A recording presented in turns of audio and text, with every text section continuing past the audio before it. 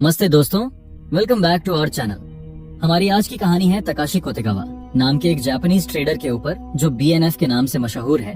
वह अब तक का इकलौता इंडिविजुअल ट्रेडर है जिसने अपने बेडरूम से ही ट्रेडिंग कर $153 मिलियन कमाए।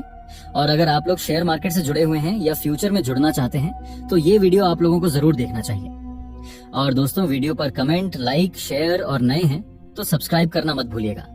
तो दोस्तों, कहानी की शुरुआत होती है 1986 में जापान के एक शहर ओसाका से, जहां हम तकाशी कोतेगावा उर्फ BNF को देखते हैं। वो ज्यादातर समय अकेले ही बिताता था। कॉलेज लाइफ में बाकी युवाओं की तरह ही उसका पूरा फोकस अपने करियर पर था। अब कहानी BNF के कॉलेज के दिनों से आगे बढ़ती है। उसकी जिंदगी कप नूडल्स, एनिमे और टीवी देखने में गुजर रही थी। उसकी जिंदगी ऐसे ही चलती रहती अगर उसने एक दिन फाइनेंशियल थीम पर आधारित TV show the man who lost 50 million नहीं देखा होता। इस टीवी शो में दिग्गज हेज फंड मैनेजर विक्टर नीडरहॉफर की कहानी दिखाई गई थी।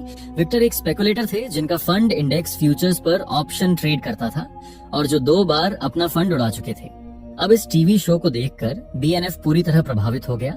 विक्टर की जीवन शैली और ट्रेडिंग ने उसे इतना प्रेरित किया कि उसने ट्रेडिंग की दुनिया में अपना नाम BNF भी विक्टर नीडरहॉफर से प्रेरित होकर रखा। ट्रेडिंग की रोमांचक दुनिया और इससे मिलने वाली आजादी, वो ऐसी ही एक जिंदगी का सपना देखता था। मगर विक्टर की तरह BNF के पास इतना बड़ा कैपिटल नहीं था। उस समय वह एक मामूली कॉलेज छात्र था। उसे पता था ट्रेडिंग शुरू करने के लिए कैपिटल जुटाने में बरसों लग जाएंगे, प्रॉफिट कमाना तो दूर की बात है। और सबसे बड़ी बात यह थी कि उसे ट्रेडिंग के बारे में कुछ भी पता नहीं था। 90 के दशक में जापान में ट्रेडिंग पर किताबें तक नहीं मिलती थीं। ऑनलाइन ट्रेडिंग का तो सवाल ही नहीं था। फिर भी तमाम मुश्किलों के बावजूद चार्ट्स के प्रति उसकी लगाव और करोड़ों में ट्रेडिंग करने की उसकी चाहत के चलते उसे किसी भी कीमत पर डे ट्रेडर बनना था। कॉलेज के दौरान ही उसने पार्ट टाइम नौकरियां शुरू कर दी। हफ्ते के दिनों में रात को और वीकडेज पर शिफ्ट में काम किया। घर का किराया और खाने के अलावा वह जितना हो सके पैसे बचाता। कॉलेज और नौकरी के बीच जब भी टाइम मिलता वह चार्ट्स और प्राइस एक्शन को देखता। खैर, अब धीरे धीरे वो स्टॉक्स की हलचल समझने लगा। वो निकेई इंडेक्स के बड़े शेयरों का अध्ययन करने लगा। उसने स्टॉक्स के उतार चढ़ाव का कारण और पैटर्न पहचानना शुरू किया। जानकारी की अभाव की भरपाई उसने अपनी खुद की थ्योरीज डेवलप करके की।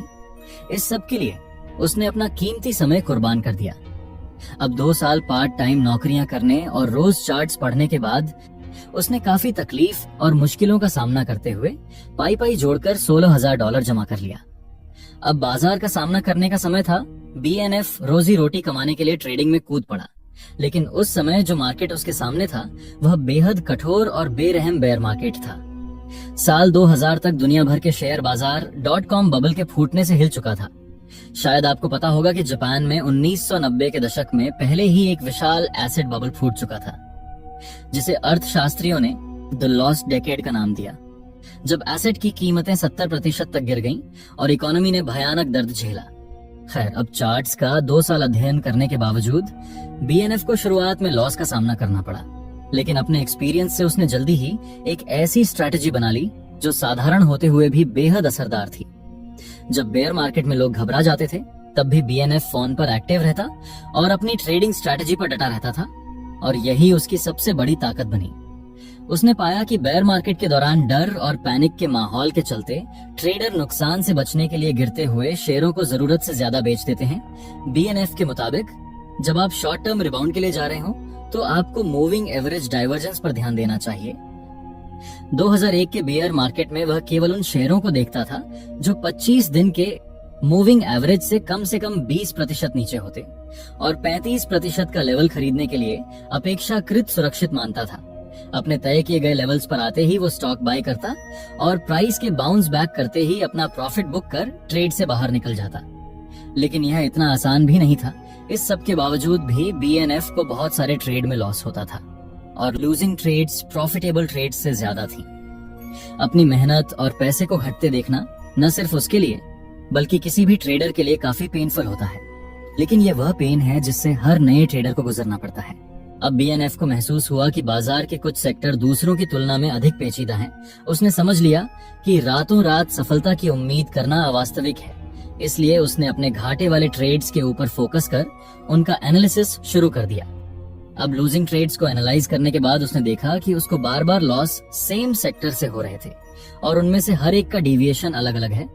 उसने अनुमान लगाया कि हर सेक्टर में डिविएशंस के परसेंटेज अलग अलग होते हैं। उसके पुराने 2 चैनल पोस्ट से यह पता चला कि सर्विस सेक्टर स्टॉक के लिए 25 दिन के मूविंग एवरेज से विचलन की रेंज 22% से 30% थी और .com क्रैश के बाद आईटी स्टॉक्स के लिए ये 25% से 45% थी और उभरते स्टॉक्स के लिए ये 22% से 60% थी। सेक्टर के अनुसार अलग अलग नंबर लागू करने से उसे अस्थायी उछाल में बेहतर एंट्री मिलती थी। बीएनएफ ने सीखा कि किसी भी सेक्टर में ट्रेड करने से पहले उस सेक्टर की बेहतर जानकारी हासिल करना जरूरी है। अब अपनी मेहनत और स्ट्रैटेजी को डेवलप करके अब वह लॉस से ज्यादा प्रॉफिटेबल होने लगा। अब दिसंबर 2001 तक बेयर मार्केट और भी पागलपन भरा हो गया। पेनी स्टॉक्स में भारी गिरावट आई, जैसे पूरे बाजार में ब्लैक फ्राइडे सेल चल रही हो। बीएनएफ को हर जगह 20% डाइवर्जेंस के मौके दिख रहे थे। 2 चैनल पर मिले बहुत से उसके दोस्त खरीदारी में जुट गए क्योंकि उन स्टॉक्स को खरीदने का यह एक बेहतर मौका था। मगर बीएनएफ की प्रवृत्ति ने उसे इस बात से रोका। उसने सोचा कि जब सब कुछ फायर सेल पर हो तो क्या वह सचमुच सेल है? इसलिए उसने हाथ खींच लिया। उसने सीखा था कि अलग अलग सेक्टरों के रिबाउंड पॉइंट अलग होते हैं और यह सिचुएशन भी कुछ अलग नहीं है। फायर सेल में स्टॉक खरीदने के बजाय उसने केवल एक्सट्रीम केसेस पर ध्यान दिया, मतलब ऐसे स्टॉक्स जो मार्केट एवरेज से कहीं अधिक गिरे थे। 25 दिन का मूविंग एवरेज से लगभग 65% नीचे। फिर उसने देखा कि उसका लिया गया फैसला बिल्कुल सही था। उसके सभी स्टॉक्स सिर्फ 1-2 दिन में ही रिबाउंड कर गए। उनमें से कई 50% तक उछले और कुछ तो 2-3 ट्रेडिंग दिनों में दोगुने हो गए।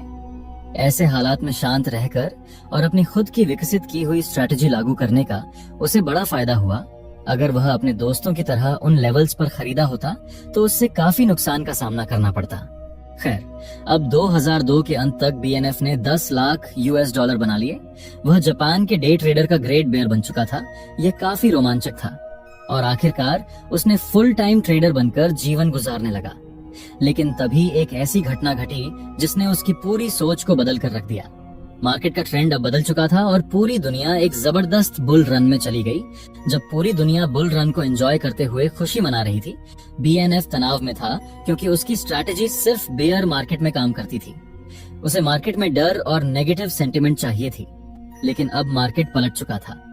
उसके सामने एक बिल्कुल अलग तरह का मार्केट था। अब इस मार्केट में टिके रहने के लिए उसे इस नए बुल मार्केट को मात देने का तरीका खोजना था। अपना अकाउंट सुरक्षित रखने के लिए उसे रिस्क मैनेजमेंट सिस्टम बनानी थी। अपने पुराने ट्रेड से बीएनएफ ने सीखा था कि रिस्क कम करने के लिए मार्केट की सेंटिमेंट को समझना बेहद जरूरी है। उसने तय किया कि वह बुलिश सेंटिमेंट के खिलाफ नहीं, बल्कि ऐसी स्ट्रैटेजी बनाए जो इस बुलिश मार्केट से लाभ उठा सके। जैसा कि हम सब जानते हैं कि बुल मार्केट में अगर लॉन्ग टर्म तक स्टॉक को होल्ड किया जाए तो पैसा बनता है।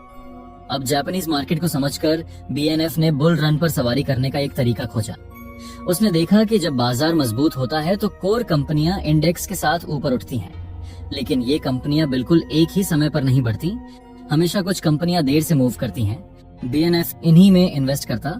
वो इन शेयरों को खरीदता, उन्हें ऊपर जाते हुए पकड़ता और फिर कुछ दिनों या हफ्तों में अपने टारगेट हिट करते ही बेच देता। क्योंकि ऐसे मौके रोज नहीं आते थे, इसलिए उसे महीने में कुछ ही ट्रेड्स मिलने लगे। उसने जबरदस्ती ट्रेड करने के बजाय अपनी स्ट्रैटेजी पर टिके रहने का फैसला किया और यही होता है एक असली ट्रेडर की पहचान।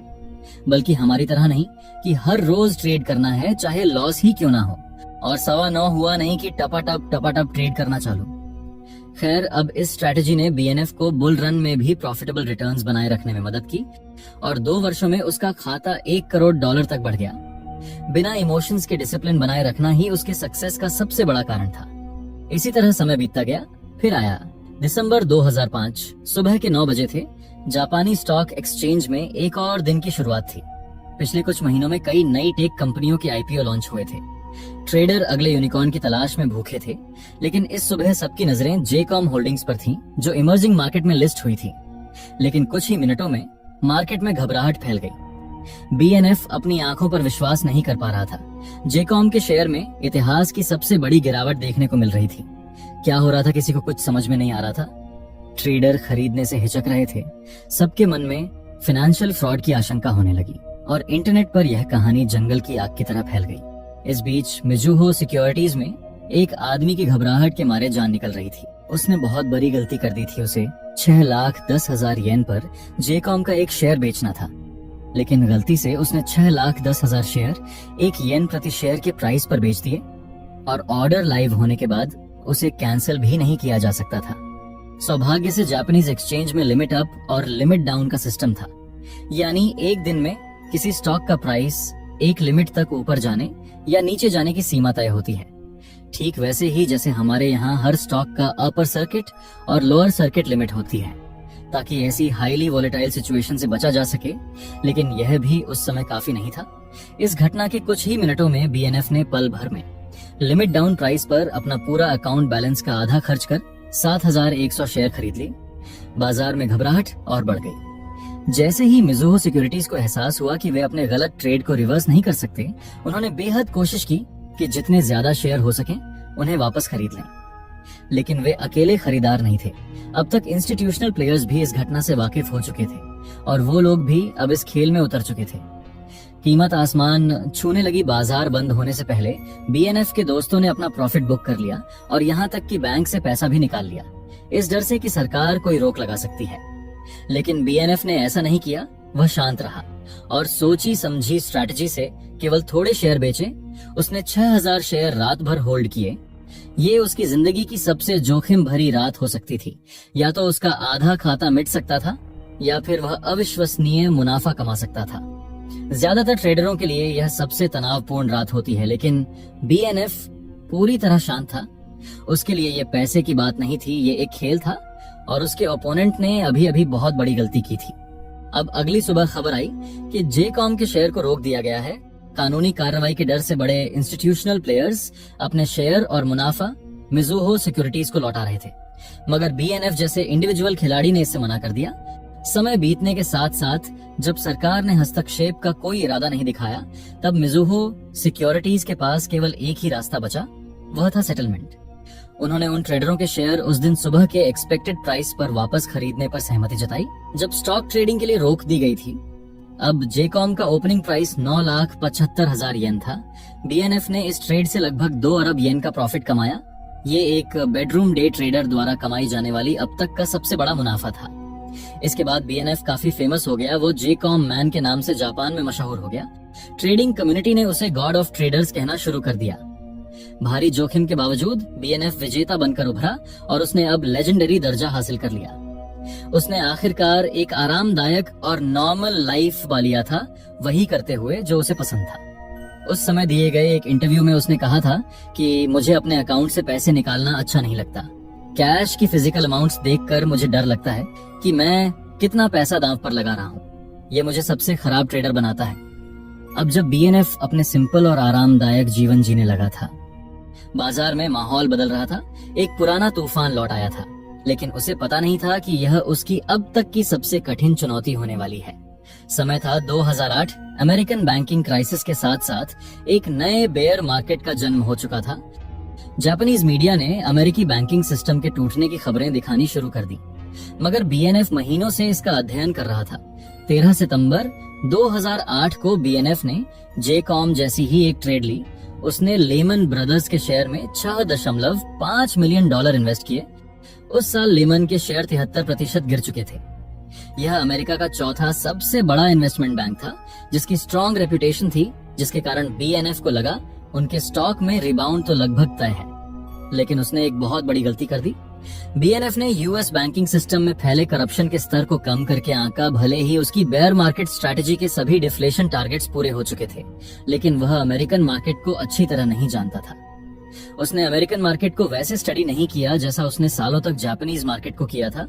वहां के फंडामेंटल्स अलग थे। उसने अपने ही बनाए हुए गोल्डन रूल तोड़ दिए। नतीजा, उसकी $6.5 मिलियन की इन्वेस्टमेंट रातों रात डूब गई। इस दर्दनाक नुकसान के बाद बीएनएफ ने कसम खाई कि वह कभी भी यूएस मार्केट में ट्रेड नहीं करेगा। लेकिन तूफान अभी थमा नहीं था। यूएस हाउसिंग मार्केट क्रैश ने पूरे ग्लोबल फाइनेंशियल सिस्टम को हिलाकर रख दिया। जब मार्केट लहूलुहान हो तो बेयर मार्केट ट्रेडर्स के लिए वही सबसे बड़ा मौका होता है। 10 अक्टूबर 2008 को बीएनएफ ने इस मौके को भांप लिया। ग्लोबल फाइनेंशियल सिस्टम कोलैप्स कर रही थी। इससे जापानीज मार्केट्स भी बुरी तरह प्रभावित थी और निक्केई 225 इंडेक्स भी इससे बच नहीं पाया। निकी की भारी गिरावट ने बीएनएफ को रिबाउंड का अवसर दिया, इसलिए उसने अपने पुराने स्ट्रैटेजी के आधार पर खरीदारी की। लेकिन बाजार उसके खिलाफ चलता रहा और बाजार बंद होने तक उसे काफी नुकसान हो चुका था। उसके सामने दो ही ऑप्शन था, या वो नुकसान काट दे या रात भर पोजीशन होल्ड करे। ये सेटअप पहले उसके लिए काम कर चुका था, इसीलिए बीएनएफ ने होल्ड करने का फैसला किया। मगर जापान का बाजार और भी बिगड़ गया।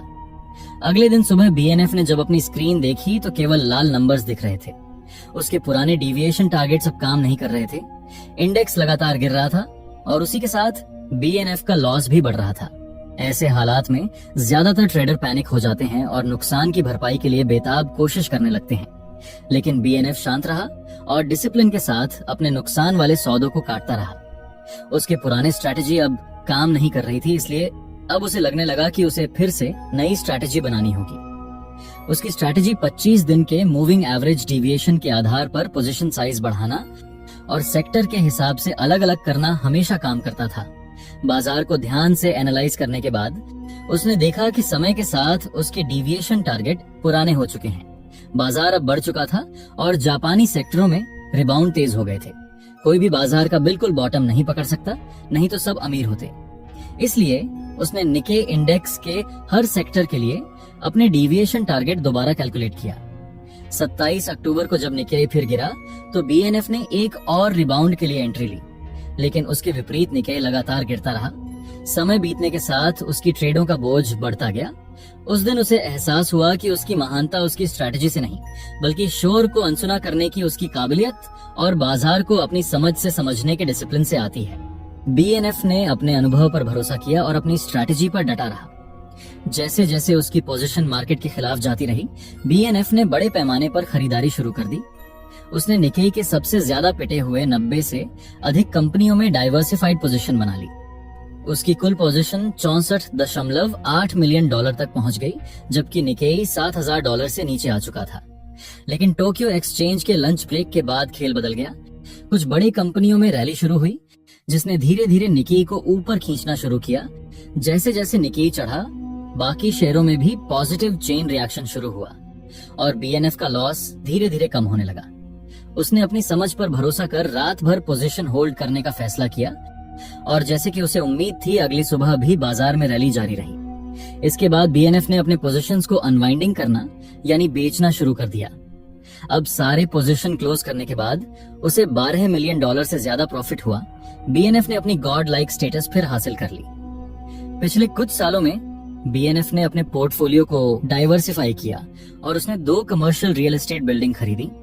कमर्शियल प्रॉपर्टीज में आमतौर पर लंबे समय के किराएदार होते हैं और ये बढ़िया टैक्स इंसेंटिव्स भी देती हैं। इन्फ्लेशन बढ़ने के समय रियल एस्टेट में आमतौर पर प्रॉफिट होता है। बाद में उसने अपनी एक प्रॉपर्टी बेच दी, लेकिन उसने अपना फोकस ट्रेडिंग पर बनाए रखा। अपने साधारण जीवन और गॉड लाइक ग्रोथ के साथ बीएनएफ अब दुनिया का पहला बिलियनियर बेडरूम डे ट्रेडर बनने की तैयारी में है। और इसी के साथ हमारी आज की कहानी यहीं पर समाप्त होती है। दोस्तों, अगर आप भी एक ट्रेडर हैं तो आप अब तक प्रॉफिटेबल बने या अभी भी लॉस ही कर रहे हैं, हमें बताना मत भूलिएगा। जुड़े रहने के लिए धन्यवाद। अगर आपको वीडियो अच्छी लगी हो तो लाइक, शेयर और नए हैं तो सब्सक्राइब करना ना भूले। मिलते हैं अगली बार और एक रोमांचक कहानी के साथ।